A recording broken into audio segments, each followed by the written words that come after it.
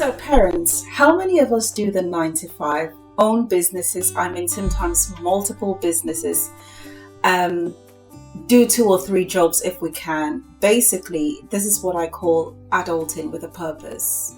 And by saying a purpose, I mean we work hard because we want to leave a legacy for our children. An inheritance, right? Good, awesome. So you work, you sacrifice, you save, you buy the house, you pay the school fees, you worry about what they're wearing, what they're eating, what opportunities they have, about their future, what school they go to, what uni. I mean, basically you plan everything because you want them to have opportunities you never had as a child. And why? Because, well, I just want to leave something for the kids. I just want to leave something for the children. And great, probably that's the most important thing you can do for your children. To leave them something good, a good inheritance. But hear me. What if your child inherits everything you owned? You know, everything totally, but none of what you knew. What if they inherit your money, but not your wisdom? What if they inherit your house, but not your values? Can you imagine that? Your achievements, but not your faith. Your name, but not your character. What if they get everything you spent your life building for and towards, and still don't know how to live? That is where I want to take us today. Allow me to introduce you to King Solomon, a man whom had everything a man can ever want in the Bible. And in one of the books he wrote, in the book of Ecclesiastes, he examined the true meaning of life. And he did an extraordinary job in the entire book, I must say. But it was during a Bible study that I was doing this week that the Lord drew my attention to Ecclesiastes 2. And boy, I mean, this man had a reality check. When you think that someone had a wake-up call, and if you think you're an overthinker, you haven't met King Solomon. You have definitely not met him in Songs of Solomon, and you haven't met him in Ecclesiastes. But I met him in Ecclesiastes 2, and I wanted to share that with you today. Solomon basically had conducted an experiment for the entire human race. Yeah? He wanted to know what actually makes life worth living. Because perhaps our greatest responsibility isn't simply to leave material things for our children. I mean, it's good, right? But is there more? Is there anything else? Let's find out. Welcome to another episode of Raising a Godly Child. My name is Ye, and today we're talking about the ultimate inheritance. First, our affirmations.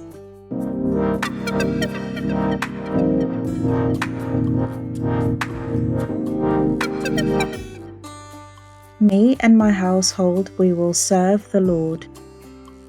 I will commit my ways unto the Lord, and I shall not lean on my own understanding. My children are a heritage and a gift from the Lord. I will raise my children with gentle stewardship. I will be consistent but flexible because my child or children are each unique and they have been wonderfully and fearfully made. I am quick to forgive. I will be slow to anger as my Heavenly Father is slow to anger towards me. I will listen and learn the needs of my child. I will not neglect or abandon my child. I will be kind, nurturing, and loving towards my child and every child in my life. I can do all things, including raising a healthy God-fearing family through Christ who strengthens me. I am a super mom. Feel free to add your own pronouns at the end. And now we're ready. Let's dive in. Welcome back. So let us talk about King Solomon's experiment in Ecclesiastes chapter 2. Solomon tells us that he actually tried pleasure, building, accumulating wealth, entertainment, achievement, and experience. I mean, he had everything. Think of it, he had it. This dude had all the Instagram followers that he could ever want. Okay. He had everything, but yet at the end of the day, he said, it feels like nothing. He literally said he had everything that his eyes desired, and he did not deny himself any pleasure at all. In his words, I refused my heart no pleasure. He had wealth, he had influence, he had servants, he had houses, he had gardens, he had vineyards, he had music, he had musicians. He was wise too. He wasn't a foolish wealthy man. He was wise. He had status.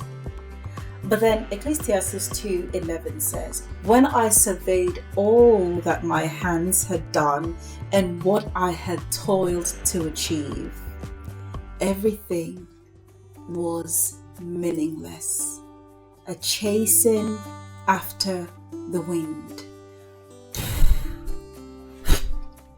And it's gone. Now, that is not King Solomon saying that work is meaningless, money is evil, or enjoyment is wrong. He ain't telling you that, because in some of the parts of the book, he actually said we should enjoy ourselves when we're still youth, so that we do not get to the ages where we've waxed old and then we start sitting down and regretting and saying, I wish I had had that meal when I wanted. I hadn't saved the money. I should have actually bought that meal that I wanted. So what he was doing, he was just asking what happens when the things we pursue become the things we believe give our lives meaning. Reality check. Are you getting it too? Are you with me so far? That's the question. What are we teaching our children to pursue? What is it? What are we teaching them to pursue? I always come here with the let us teach our children, let us teach our children. Well, I hope you got the memo by now, okay? It is raising a godly child. But sometimes parenting becomes a project of producing a successful human being. Good grades, good university, good career, looking good and beautiful, looking nice and clean, good salary, good house, good lifestyle, get up, follow in my footsteps, get your family, get your children. We want our children to do well. I want my child to do well. A child can be very impressive. Remember that. A child can be very impressive and have all these things that we've spoken about. But then they could still be unhappy. They could be qualified, but unwise. They could be wealthy, but not generous. They could be influential, but arrogant. They could be independent, but selfish. Yes? They could also be unable to serve. Ecclesiastes asks us, what remains after the achievements? Basically, when it's all said and done, what now? What happens to everything we strive to build? So in chapter 2, verse 18 to 19, Solomon thinks about leaving everything that he has earned to someone who comes after him without knowing whether that person will be wise as he was or foolish. Now, I would imagine that we're all trying to steward our children we're all trying to raise our children to be wise and good stewards of the inheritance that we leave them. A good parenting question will be to know what kind of person will receive what I leave behind. If I leave money, Can they manage it properly? Can they steward it properly? Can they uphold my good name? The influence that I have garnered over the years, will they use it responsibly? Or will they just go about asking for petty favors everywhere and not wanting to do anything for themselves? Some of us want to strive so hard to leave a good family name for our children. Will they honor that name? Opportunities, will they understand how hard you worked to get them those opportunities? Will they understand responsibility? And what about faith? Faith, unlike every other thing, cannot be handed over to our kids. It cannot be handed over like property. Like, okay, this is my faith. I'm finished with it now. I'm passing the baton on to you. No. Faith is personal. That is where the inheritance becomes personal. Because we can teach our children who God is. Model faith. Create an environment of conviction. And encourage them to know God for themselves and to have a relationship with the Holy Spirit. You might already probably get where I'm going here, because all jokes aside, but after all is said and done, there is one inheritance that cannot be stolen. It is an inheritance no recession can write out. It is an inheritance no bank can freeze, no thief can steal, no economic crisis can devalue. And that inheritance is the fear of God. End all, as my new people say it. End all. Ecclesiastes 12:13 says, fear God and keep his commands. At the end of it all, King Solomon says, fear God and keep his commandments. After all the searching, after all the hard work, Solomon arrives here at this conclusion, this one conclusion: fear God, fear God, fear God, and keep his commands. Biblical fear of God means reverence, awe, honor, and recognizing who God is. God is God. He is big. We're not. There is truth beyond our feelings, right and wrong beyond our preferences, responsibility, accountability, and grace. All these things are beautiful things to teach our children. Let me remind you, first of all, I think this is a good place to just remind you that when I talk about not being able to tangibly hand down faith to your children, like you're handing down a property, we have children. And then when our children have children, we then become grandparents, right? So for example, right now, as I'm sat here, as you're looking at me, you're God's child, I am God's child. What does that make your child to God? I hope I did not hear you say it makes God your child's grandpa, because God does not have grandchildren. He does not have, your child is not God's grandchild. You're a son of God. Your child is a son of God. Well, sons and daughters, but we're all children of God individually. And the Bible tells us to work out our salvation with fear and trembling. It doesn't say work out the salvation of your generations with fear and trembling. The Bible does not say that. Individually, each person, carry your cross daily. So the gift of actually trying to help your children build a relationship with God, not out of fear of you, like, oh, I must pray, I must go to church because my parents, and if they don't really have a conviction in their hearts, when you pass on and leave them on this earth, those children, it'll be very easy for them to backslide. if they have not seen or actually had that personal relationship with God. And that's why teaching our children to love God and to be close to God, it's a gradual process. It's nurturing. It's nurturing. It's nurturing. It's nurturing. Even you haven't finished coming close to God. You haven't finished, because God is big. He's so mighty. So you can't force your child to learn everything you have learned in your 50 years of life, to learn it this morning in Bible devotion, in morning prayers. No, that's not the way it works.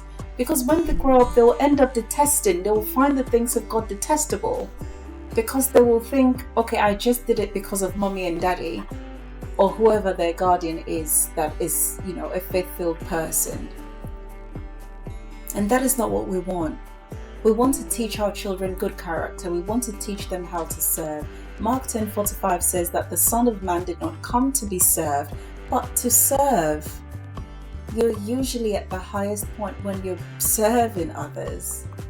Solomon again in Ecclesiastes 2 brings in that point that, if outside service, outside making other people happy, outside serving God, everything else is meaningless.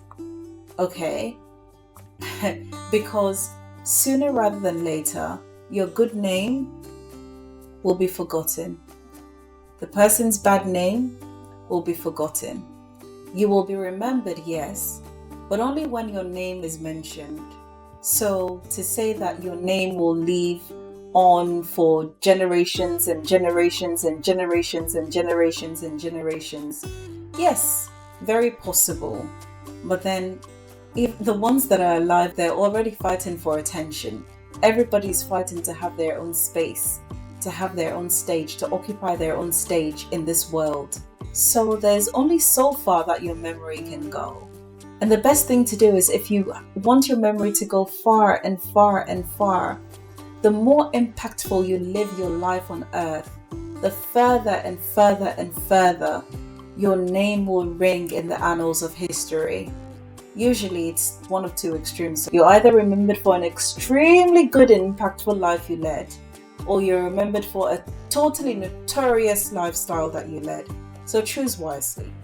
The world says to us, be successful, be powerful, be influential, get to the top, that's what you want. But Christianity gives us a different ambition. Isn't it beautiful? It gives us a different destination. True Christianity teaches us to teach our children after us, to notice people, to help, to give, to serve, to contribute. Let them help at home, serve their siblings, serve their parents, serve their elders, help someone older, give, volunteer your time, give, serve. The goal isn't simply to be somebody, but to be somebody useful. What will people remember you for? My dad often said to me that people will usually forget what you look like. They will forget how you sound. They might even forget how you smell. I say that they might even forget because even if you smell really bad, they might forget that about you. But one thing that people will hardly ever forget is how you made them feel. So we need to teach our children how to serve others and not to be so self-centered and selfish. Because seeking a very selfish life, me, my family, me, there's danger in that. A lot of danger. Genesis 1:27, remember, we all are human beings and we're all made in God's image. People are valuable because of what they can do. People are not valuable just because of what they can do for us or what we can get from them. People are valuable merely for their existence on earth, because God has given us all the gift of life. And for a lot of people, for all of us, His desire is that we will allow His Holy Spirit to dwell in us. Remember to work hard, but don't worship your work. Don't worship your work. You spend all the time working. Teach responsibility, discipline, and perseverance, but also teach rest. Our children should not grow up believing that their worth comes from how much they earn, how much material things they have or acquire, what they look like. I mean, yes, it's good. We all want to be presentable, presentable, comfortable. We want to be able to afford the nice things. But then outside that, what else? All the nice things and good things, yes, they're needed because God desires us to have the best and live well. But also Solomon advises us here to seek balance in our endless pursuits. We should teach our children to work. We should teach them to equally laugh. We should teach them to enjoy family. We should teach them to worship God, to play. And there's dignity in work, but our identity is not only in our productivity at what we do as a career or how far we get in our academics. There is more to life than that. And the ultimate reward is fearing God. These days, everything around children encourages more. There's more entertainment. There's more shopping. There's more scrolling. There's more stimulation. We have to teach contentment. Enjoy the simple things, meals, walks, gratitude. In last week's episode, we spoke about gratitude. Making these principles a habitual thing will help build your child's character, will help them grow closer to God, will help them be thankful, will help them to revere God, to be mindful of God. And then they will have a relationship with Him. Beautiful things are not bad. Let me reiterate. Because I want beautiful things too. I want them. I do. I want them for my daughter and for my children unborn. I want them for my nephews and nieces and all the children that I would ever have the chance to meet in my lifetime. I want to be able to spoil them with beautiful things. But that should not remain the only thing that we seek after. Enjoy things and experiences, but do not let them be the only cause of your hard work. It struck me also when Solomon said in that particular chapter that both the fool and the rich man or the wise man, they have the same fate. They do. If we were assured that if you work hard and attain all the material wealth in this life, on this earth, you will go to heaven. Guy, I will be pushing trailer. Like, nobody can stop me. Manual labor. Because for my efforts, I must see results. I will work and work and work and work and work, and I'm sure you will too. But I'm sorry, that is not the assurance that we have. That is not what we are told. What we are told is that the rich man and the poor man, they all have the same fate. Do you remember Lazarus and the poor man at his gate? When the poor man died and went to heaven, and Lazarus went to hell. Yep, remember that. So, what is it for then? What is it for? We leave this world forever. When we leave this world forever to go to our forever home, we must remember to store for ourselves now treasures in heaven. This is where you do the work. Just as you prepare, just as you're investing in your future, investing in your child's future. This is where the investment for that future takes place. It is not when we get there. In the afterlife, there is no investment anymore. So we must know how to work and rest, how to succeed without arrogance. Because when we go, except God decides to give you a second chance and say, come back on earth, your time has not finished. Which is very rarely the case. When you go, that's it. Case closed, film closed. End of the movie. End of it. We must know how to work and rest, how to succeed without being arrogant, how to fall without becoming defeated, and how to receive without entitlement, how to give without needing applause, how to lead and serve without wanting a reward for it, and how to enjoy life without worshipping pleasure, how to pursue excellence without making success your God, and above all, the ultimate inheritance for you and your children, how to fear God. Please, as you're thinking about the grades, as you're thinking about the career, as you're thinking about the university, the houses, the cars, the status, the names that you want to leave for your children, ask yourselves, what is my child becoming?